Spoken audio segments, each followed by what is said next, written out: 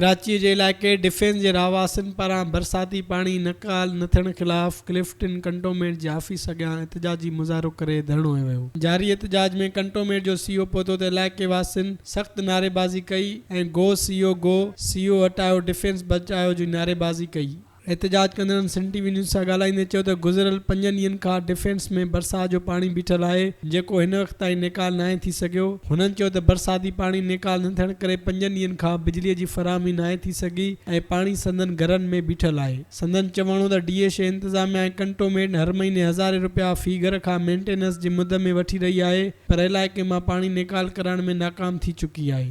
पर अॼु 5 ॾींहं थी वियो आहे असांजे इलाइक़े में बिजली कोन्हे, काफ़ी जॻहियुनि ते गैस कोन्हे ऐं वाटर टेबल पंहिंजे तौर ते जेको पाणी अंदरि ज़मीन चूहे थी ठीक आहे पर डी वाटरेशन जो कोई भी अमल न DHA तरफों न CBC तरफों कोई अमलदार कोई ना आया है। डिफेंस में पानी खड़ा हुआ है तकरीबन कोई 4 दिन हो गए हैं और हमारी जो शॉप है DHA के अंदर वो पूरी तबाह हो गई है पानी से।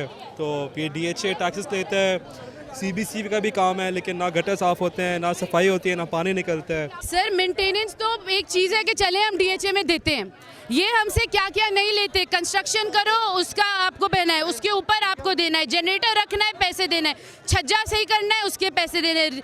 आपने अपने ही घर को अगर वापस से रिकंस्ट्रक्ट नहीं सिर्फ अमेंडमेंट्स ही करनी है, रेनोवेट करने हैं, उसके पूरे पैसे लेके जाते हैं हज़ारों लाखों रुपए। पानी सर से गुजर चुका है और जो सबसे पॉश एरिया कराची और जो क्लिफ्टन और डिफेंस का एरिया जो है जिसमें हम सबसे ज़्यादा टैक्सेस भरते हैं पानी का, प्रॉपर्टी का, और हालात आप देखिए कितने बुरे हैं। करोड़ों के घर हैं, इंफ्रास्ट्रक्चर कोई नहीं है।